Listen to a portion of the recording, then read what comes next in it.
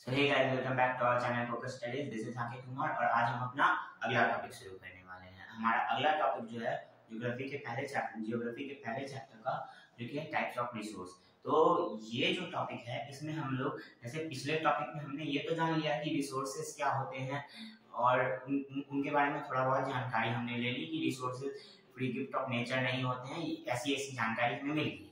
अब हमें पता कैसे चलेगा कि कौन से रिसोर्स कितने डेवलप्ड हैं, कौन से रिसोर्स किस टाइप में आते हैं, कौन से रिसोर्स को हम एक्सेस कर सकते हैं, कौन से रिसोर्स को हम एक्सेस नहीं कर सकते हैं, कौन से रिसोर्स को एक्सेस करने के लिए हमें परमिशन चाहिए किसी की, और उस रिसोर्स को एक्सेस करने के लिए हमें किसकी परमिशन चाहिए। तो ये सब जानकारी हमें इस टॉपिक में मिल जाएगी, ठीक है, जो कि है टाइप्स ऑफ रिसोर्स। अब हम इसमें पढ़ेंगे कि किस किस टाइप के रिसोर्स होते हैं, किस किस बेसिस पे टाइप्स ऑफ रिसोर्स को क्लासिफाई किया गया है, ठीक है। तो टॉपिक शुरू करने से पहले मैं आपको ये बता देता हूँ कि आपको इस टॉपिक में ऐसा लगेगा कि मैं कुछ और बता रहा हूँ, बुक में कुछ और दिया हुआ है, क्योंकि नीचे में एक और चार्ट दिया हुआ है जिसमें कि टाइप्स ऑफ रिसोर्स को कुछ और बेसिस पे बांटा गया है। मैं आपको उसके बारे में थोड़ा बता दूंगा इसी वीडियो के आगे के पार्ट में। हम बताएंगे उसके बारे में भी। पहले हम जिससे क्वेश्चन आते हैं, और यही है मेन क्लासिफिकेशन, उसमें भी इसी चीज के बारे में बताया है, बट उसमें क्या किया है कि क्लासिफिकेशन को नेचुरल और ह्यूमन बीइंग के पर्सपेक्टिव से देखा गया है, ठीक है। तो उस तरह से वहां पे देखा गया है। यहाँ पर क्या किया गया है, यहाँ पर रिसोर्स को ओरिजिन, एग्जॉस्टिबिलिटी, ओनरशिप और डेवलपमेंट के बेसिस पे बांटा है, ठीक है। तो अब हम शुरू करते हैं पहले इससे कि मेन क्लासिफिकेशन किस तरह से किया गया, उसके बाद हम उस पर जाएंगे, ठीक है।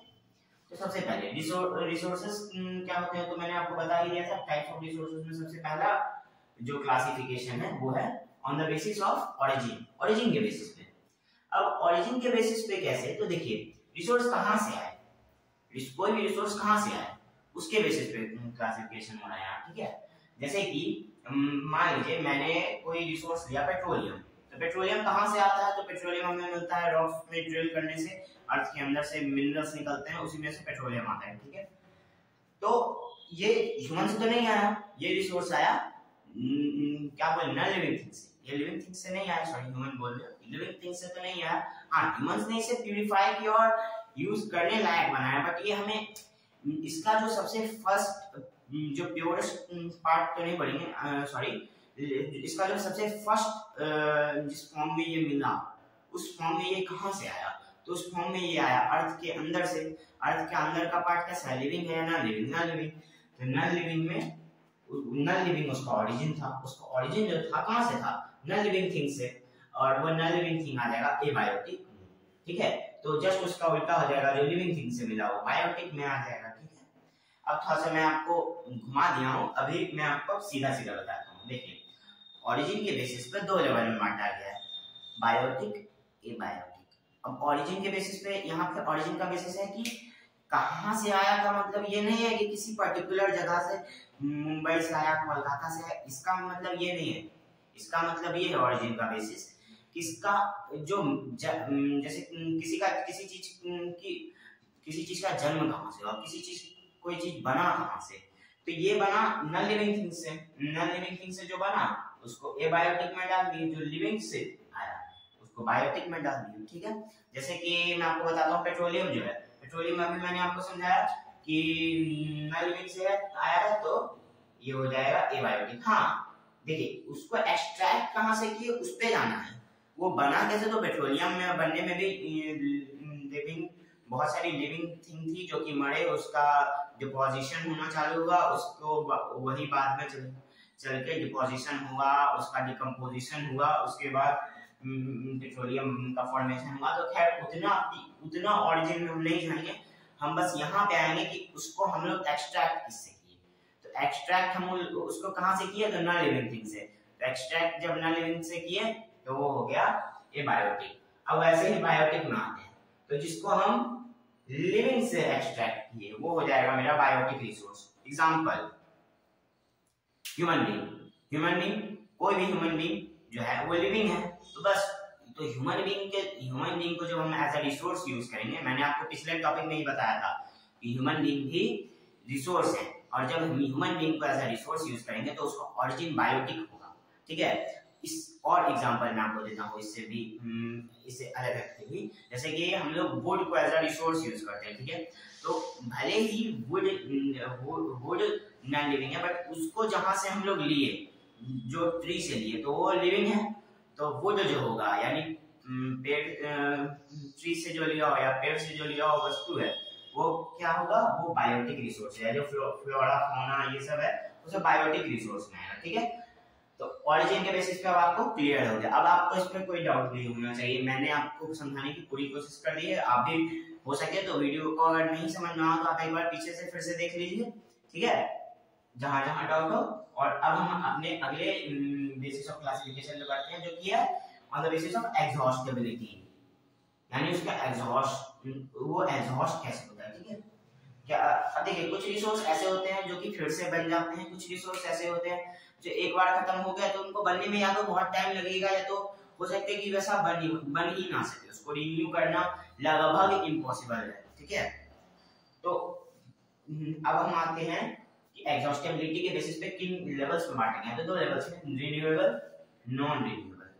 रिन्यूएबल मतलब ऐसा रिसोर्स जिसको कि हम लोग फिर से बना सके या फिर से नेचर में क्रिएट हो जाए, और नॉन रिन्यूएबल वैसा रिसोर्स जो कि फिर से रिन्यू ना हो सके। देखिए सारे क्लासिफिकेशंस लगभग एक दूसरे से लिंक्ड हैं क्योंकि उनके एग्जांपल्स, क्योंकि ऐसा है ना कि जो रिसोर्स यहाँ है वही उन्हीं के जैसे कुछ वही रिसोर्स यहाँ भी यूज कर सकते हैं। जैसे देखिए बायोटिक रिसोर्स में हमने किसे लिया था, ह्यूमन बीइंग को। अब क्या ह्यूमन बीइंग रिन्यूएबल रिसोर्स नहीं है? आप ही बताइए, एक पहले की जनरेशन जब खत्म हुई तो नई जनरेशन भी तो आई, तो ह्यूमन बीइंग क्या हुआ, रिन्यूएबल रिसोर्स हुए। ठीक है, अब रिन्यूएबल रिसोर्स में हम लोग वाटर को भी ले सकते हैं।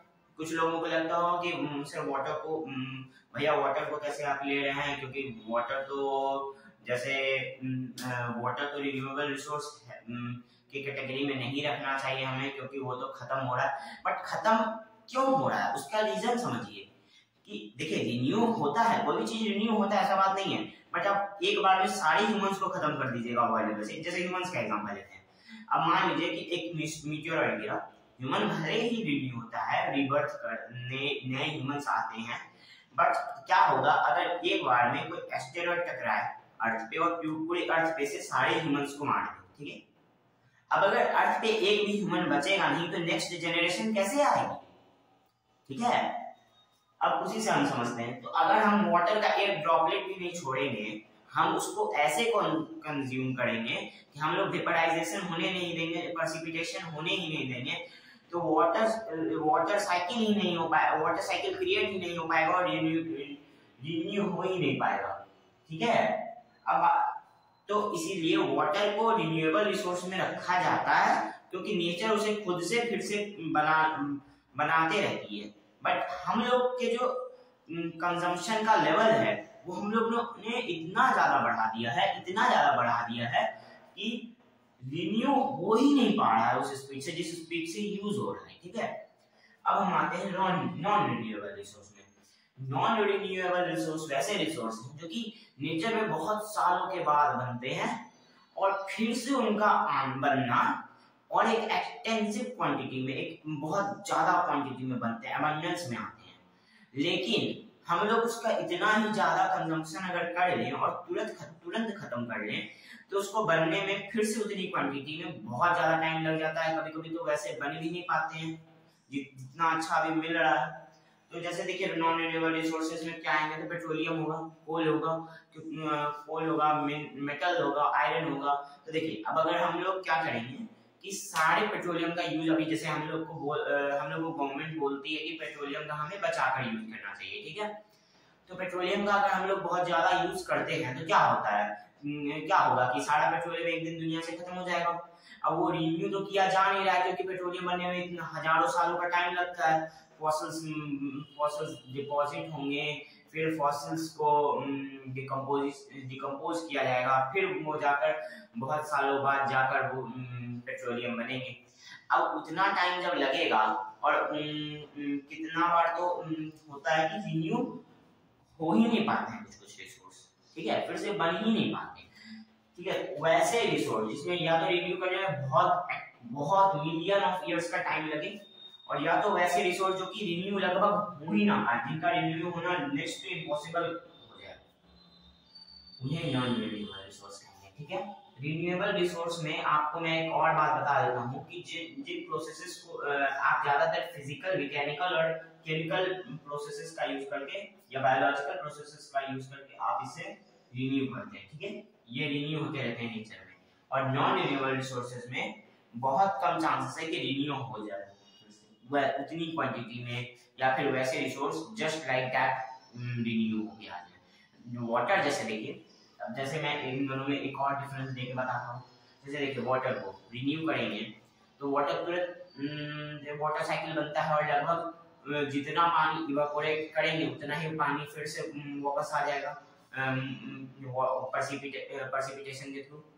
बट नॉन रिन्यूएबल रिसोर्स जैसे कि हम देखें पेट्रोलियम को, तो पेट्रोलियम अभी जितना बना है उतना अगर फॉसिल डिपोजिशन आगे चलते चलते होगा और फिर उतना ज्यादा क्वांटिटी में बन पाया तो बना, नहीं तो नहीं भी बन सकता है, कोई फिक्स नहीं है कि बनेगा ही, तो वो नॉन रिन्यूएबल की कैटेगरी में आ जाएगा। ठीक है। अब आपका ऑन द बेसिस ऑफ एक्सहॉस्टिबिलिटी का टॉपिक खत्म हो गया। आपको लग रहा होगा मैंने तो डेफिनेशंस लिखे ही नहीं है, तो आपको फिर एग्जाम में लिखने में दिक्कत हो सकती है, इसलिए मैं आप परेशान नहीं हुई, मैं आपको स्क्रीनशॉट भी दे दूंगा इसी वीडियो में सारे डेफिनेशंस का अच्छे से बनाकर, आपको बस नोट डाउन करना है। ठीक है। बस और वो जितनी अच्छे से मैं आपको समझा रहा हूँ उतने अच्छे से ही उसमें भी लिखा हुआ बुक वाले डेफिनेशंस नहीं रहेंगे। ठीक है। अब हम अपने अगले क्लासिफिकेशन पे चलते हैं, on the basis of ownership. Ownership के बेसिस पे, अब ओनरशिप के बेसिस पे कैसे क्लासिफाई किया गया है, तो ओनरशिप के बेसिस पे 4 लेवल्स पे क्लासिफाई किए गए। अब जैसे देखिए कोई भी रिसोर्स है तो उन्हें ओन अलग अलग लोग करते हैं, कभी कभी कम्युनिटी करती है, कभी कभी पूरे नेशन के द्वारा ओन किया जाता है, कभी कभी किसी ऑर्गेनाइजेशन के द्वारा ओन किया जाता है। तो उन्हीं 4 के बारे में हम लोग यहाँ पढ़ेंगे।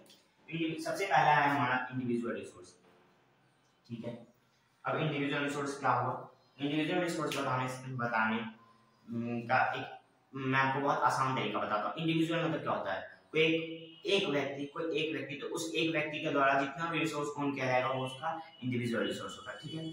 तो आपको तो ये बहुत आसानी से समझ में आ गया होगा। मैं आपको इसमें एक और एग्जांपल, आप किस तरह का रिसोर्स थे, जैसे देखिए मेरे द्वारा ये जो स्टूडियो में वीडियो बन रहा है वो मेरा है, तो ये मेरा इंडिविजुअल रिसोर्स हो जाएगा। ये बोर्ड अगर मेरा है तो ये मेरा इंडिविजुअल रिसोर्स हो जाएगा। वैसे जिस कैमरा से फोटो मैं लेता हूँ या फिर वीडियो बनते हैं वो अगर मेरा है तो वो मेरा इंडिविजुअल रिसोर्स हो जाएगा। ठीक है। तो वो हो गया हमारा इंडिविजुअल रिसोर्स। अब आपको इंडिविजुअल रिसोर्स समझ में आ गया होगा। तो in the resources owned by any individual और any particular person is known as individual resource. तो आपको ये तो अच्छे से समझ में आ गया होगा। इसमें ज्यादातर आते हैं लैंड, क्योंकि ज्यादातर लोगों के द्वारा land as a property own की जाती है। लैंड भी एक रिसोर्स है। टूल्स भी रिसोर्स के कैटेगरी में आते हैं, वैसे चीजें। ठीक है। और फिर कम्युनिटी ओन्ड रिसोर्स में हम लोग आते हैं। तो अब देखिए कुछ रिसोर्स ऐसे होते हैं कि पर्टिकुलर कम्युनिटी के द्वारा यूज किए जाते हैं, ओन किए जाते हैं, उन्हें कम्युनिटी ओन्ड रिसोर्स कहेंगे। जैसे कि देखिए विलेज में जो वेल्स होते हैं, कुआं जो होता है गांव में, वो सारे कुआं क्या होता है कि विलेज के लोगों के द्वारा ओन किया जाता है, और गर्मी के टाइम में वो लोग उसका यूज करते हैं। अभी के टाइम में तो कम हो गया होगा, बट पहले ऐसा ज्यादा होता था। ठीक है। तो वो एक विलेज की पूरी कम्युनिटी के द्वारा यूज किया जाता है, तो उसे कम्युनिटी ओन रिसोर्स कहेंगे। ठीक है। अब इसका मैं आपको खुद से एग्जांपल बताता हूँ। जैसे मेरी जो YouTube की टीम है उसके द्वारा जो कैमरा हम लोग यूज कर रहे हैं वीडियो बनाने के लिए, तो हमारी पूरी टीम के द्वारा ये कैमरा ओन किया जाता है, तो एक कम्युनिटी ओन रिसोर्स हुआ। ठीक है। तो आप इससे भी समझ सकते हैं। ठीक है। तो आपको कम्युनिटी रिसोर्स भी समझ में आ गया कि the resources owned by a community is known as community resource. अब यूज्ड एंड ओन्ड यूज भी कर सकती है, पूरा कम्युनिटी के सभी लोग यूज कर सकते हैं। जैसे कि मान लीजिए पब्लिक पार्क, तो पब्लिक पार्क क्या है, पूरी कम्युनिटी के द्वारा उस जगह की किसी जगह की एक कम्युनिटी के द्वारा ओन किया जा रहा है, तो वो पब्लिक पार्क है। वहां पे सब लोग जा सकते हैं, खेल सकते हैं, घूम सकते हैं, सब चीज कर सकते हैं, और उन लोगों के द्वारा ओन भी किया जा सकता है, ऐसा हम कह सकते हैं। ठीक है। अब जैसे देखिए मान लीजिए कि किसी सोसाइटी में गार्डन होता है, ठीक है। तो उस गार्डन में आप जा सकते हैं, उस सोसाइटी के लोग जा सकते हैं, बट बाहर के कोई लोग आने के लिए परमिशन उनको चाहिए होगी, तो वो उस सोसाइटी के द्वारा क्योंकि ओन की जा सकते हैं, तो उस सोसाइटी के लोग वहां जा सकते हैं, तो वो कम्युनिटी रिसोर्स हुआ उनका, ठीक है। तो कम्युनिटी रिसोर्स आपको समझ में आया होगा। कम्युनिटी रिसोर्स में कभी कभी आप अर्बन लेवल पे सोसाइटी में भी, अर्बन लेवल पे सोसाइटी को देखिए और रूरल लेवल पे आप विलेजेस में देखिए। विलेजेस में कम्युनिटी के द्वारा वेल्स ओन किए जाते हैं, सोसाइटी के द्वारा पार्क्स ओन किए जाते हैं, ठीक है। और कभी कभी छोटे लेवल पर अर्बन सिटीज को देखिएगा, टाउन्स को देखिएगा, तो छोटे छोटे टाउन्स का अपना खुद का पार्क होता है, तो वो भी एक तरह का कम्युनिटी रिसोर्स ही कहलाएगा, ठीक है। अब हम आते हैं नेशनल रिसोर्स में। अब नेशनल रिसोर्स में देखिए, वैसे तो पूरे देश में जितने भी रिसोर्सेज है सारे नेशन के द्वारा ओन किए जाते हैं। अब जैसे मेरा ये लैंड है, अब मान लीजिए गवर्नमेंट को कोई प्रोजेक्ट स्टार्ट करना है, तो गवर्नमेंट चाहे तो मेरे लैंड को यूज कर सकती है, गवर्नमेंट को पूरा हक है, वो चाहे तो मेरे लैंड को जब चाहे तब यूज कर सकते हैं, क्योंकि ये नेशन की, लेकिन हाँ तब जब नेशन के लोगों के लिए उसका यूज हो, ठीक है। और अगर मैं मना करूं तो बिना मेरे परमिशन के भी यूज कर सकते हैं, बस उन्हें उसके बदले मुझे कुछ क्या बोले, तो जैसे मेरे लैंड के बदले जो मेरे लैंड का वैल्यू होगा वो उन्हें हमको देना पड़ेगा। कभी कभी तो ऐसा होता है कि गवर्नमेंट नहीं भी दे सकती है अगर वो उसके बदले उनको लैंड दे दे, ठीक है।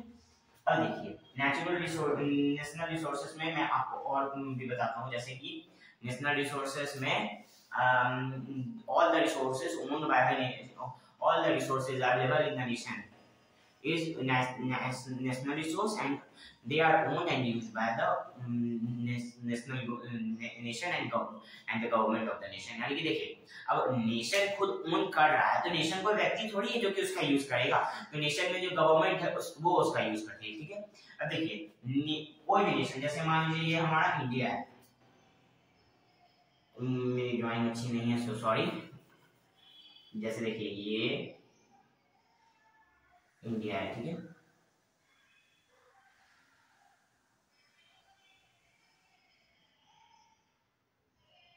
मान लीजिए ठीक है, तो ये इंडिया मान लीजिए, तो देखिए 12 नॉटिकल माइल, अब आपको थोड़ा सा वहां पे 12 नॉटिकल माइल नाम का न्यूमेरिकल वैल्यू मिला होगा। अब आप लोग सोचेंगे 12 नॉटिकल माइल है क्या, तो देखिए अब इंडिया कॉन्टिनेंट, इंडिया जो है लैंड मास में कितना रिसोर्स है उसको तो ओन करेगा ही, मतलब यहाँ जितने भी रिसोर्सेज होंगे लैंड मास के ऊपर वो सबको तो ओन करेगा ही। अब बोलिए कि ये जो सी सरफेस है, ओशियनिक सरफेस है, उस पे कौन ओन करेगा, तो देखिए ओशियनिक सरफेस पे इंडिया के जो बॉर्डर्स है या कोस्टल एरियाज हैं, वहां से लेकर 12 नॉटिकल माइल तक का जो एरिया होगा, वहां तक जितने भी वाइल्ड लाइफ रिसोर्स, फिर जैसे कि नेचुरल रिसोर्स बेसिकली, जैसे कि जितने भी फ्लोरा फौना जो कि पानी के अंदर सी बेड पे मिलते हैं, जितने भी वाइल्ड एनिमल जैसे कि फिश, वेल्स तो नहीं मिलेंगे क्योंकि इतने पास में नहीं रहते, इंडिया के पास शायद जहाँ तक मुझे पता है नहीं रहते हैं। और उसके बाद फिर ये फिशेस जो भी रहेंगी, फिर डॉल्फिन्स, ये सब जो भी मतलब वाइल्ड लाइफ एनिमल्स होंगे 12 नॉटिकल माइल्स के अंदर इंडिया के कोस्ट से,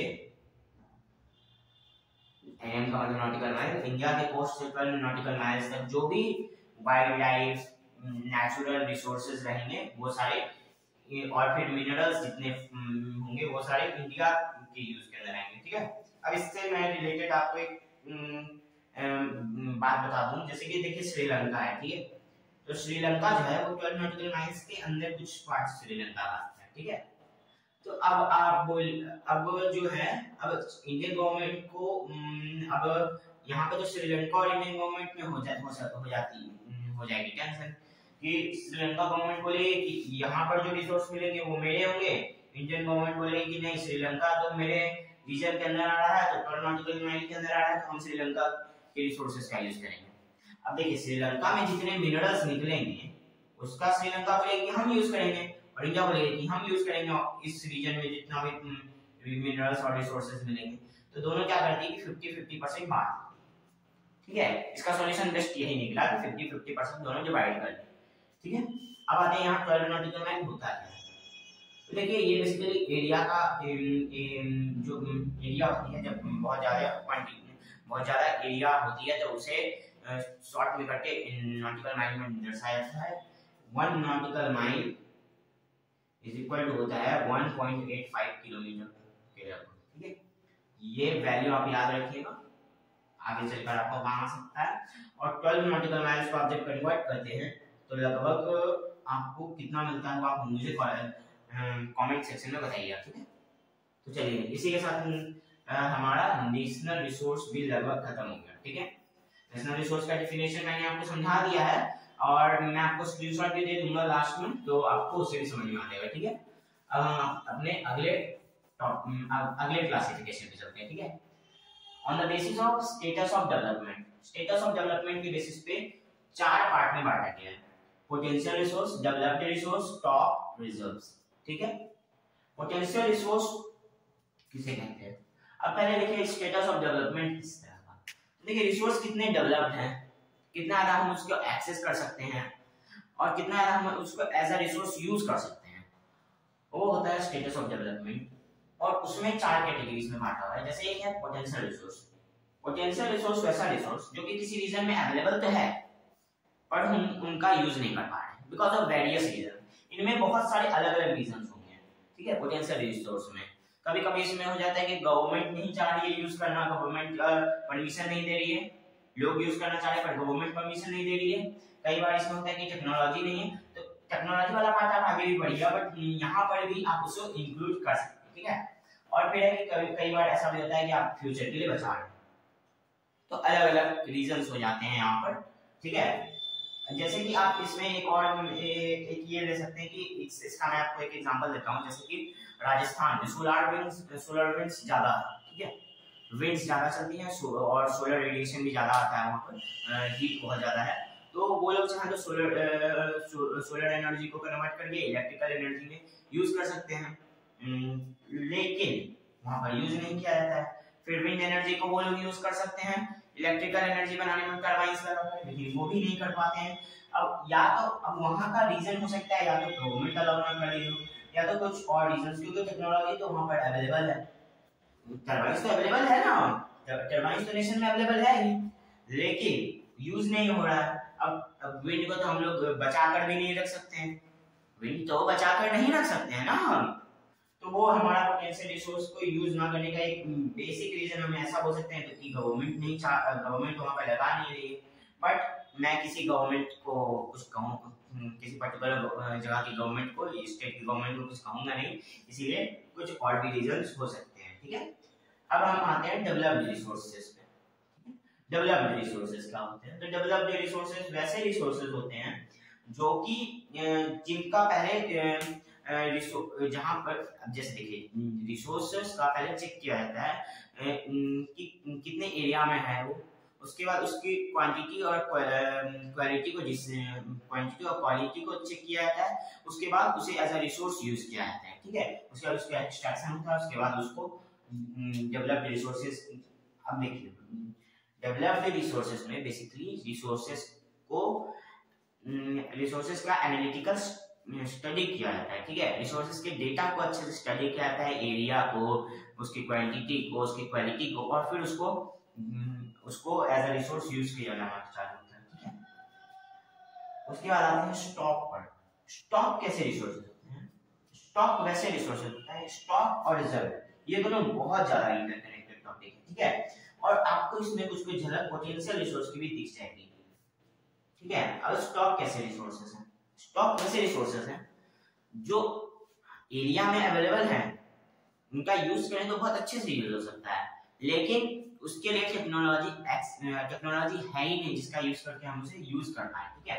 अब स्टॉक में जैसे कि मैं आपको एग्जांपल दूं तो जो वाटर में इंडिया में वाटर है अवेलेबल, हम चाहें तो उसमें जो हाइड्रोजन अवेलेबल है उसका यूज करके बहुत सारा हीट प्रोड्यूस कर सकते हो और उससे एनर्जी इलेक्ट्रिकल एनर्जी भी बना सकते हैं, ठीक है। क्योंकि हाइड्रोजन की कैलोरीफिक वैल्यू बहुत ज्यादा होती है। आपने शायद फिजिक्स में पढ़ा होगा, आपके इसी क्लास के फिजिक्स की बुक में होगा शायद, तो उसी में आपने ये पढ़ा होगा कि हाइड्रोजन की कैलोरीफिक वैल्यू बहुत ज्यादा होती है। सबसे ज्यादा कैलोरीफिक वैल्यू हाइड्रोजन की होती है, तो उसका यूज हम लोग हीट प्रोड्यूस करके इलेक्ट्रिकल एनर्जी में कन्वर्ट करने के लिए यूज कर सकते हैं, तो बहुत ज्यादा इलेक्ट्रिसिटी हमें मिल जाएगी। लेकिन अब क्योंकि ऐसी कोई टेक्नोलॉजी है नहीं हमारे पास, ऐसा कह सकते हैं कि जो कि वाटर में से हाइड्रोजन को अलग कर और O2 को ऑक्सीजन को अलग कर दे, ऐसा कोई तो है नहीं हमारे पास H2 और O2 को अलग करने के लिए, तो इसीलिए हम लोग इसका सही से यूज कर नहीं पाते हैं, ठीक है। अब आते हैं हम लोग इसका हम लोग सही से यूज नहीं कर पाते हैं, और सही से यूज नहीं कर पाते हैं तो ये रिसोर्स स्टॉक में आ जाता है, ठीक है। अब मैं आपको इसका डेफिनेशन एक तरह से बता देता हूँ। Stocks are the resource which are not accessible by technology but available in that area, ठीक है। अब आते हैं रिजर्व्स पे। देखिए रिजर्व्स थोड़े स्टॉक के झलक देते हैं। ये भी एरिया में अवेलेबल है, बट इनका यूज इसलिए नहीं किया जा रहा है क्योंकि इसे गवर्नमेंट जो है या वहाँ के लोग जो हैं फ्यूचर जनरेशन के लिए सेव करना चाह रहे हैं। जैसे डैम्स में पानी स्टोर करके रखते हैं, और जब इलेक्ट्रिसिटी प्रोड्यूस करनी रहती है तो क्या करते हैं कि वाटर को छोड़कर इलेक्ट्रिसिटी प्रोड्यूस, तो अभी तो स्टोर किया जा रहा है ना, तो ये फ्यूचर जनरेशन के लिए बचाया जा रहा है, तो वो रिजर्व्स हो गया, ठीक है। तो वाटर को भी रिजर्व्स में आएगा, ठीक है। तो रिजर्व्स भी मैंने आपको समझा दिया। अब आपका ये रिसोर्स और उनका क्लासिफिकेशन खत्म हुआ इसी के साथ, ठीक है। तो इसी के साथ हमारा ये टॉपिक खत्म होता है, और इसके जो अलग से चार्ट है उनको जो आपको दिए हुए थे बुक में, एक अलग से चार्ट बनाकर इसका एक अलग से जो क्लासिफिकेशन है वो मैं आपको स्क्रीनशॉट की तरफ प्रोवाइड कर दूंगा, मैं आपको मतलब वीडियो में प्रोवाइड कर दूंगा। उसका आप स्क्रीनशॉट ले लिया, उसे मैं उस चार्ट में ही अलग से इंडिकेट करके समझा दूंगा, ठीक है। So thanks for watching focus studies. और आपको अब हमें चाहे तो हमारे इंस्टाग्राम पर भी फॉलो कर सकते हैं। सो मिलते हैं हमारे अगले टॉपिक पे। Thanks for watching.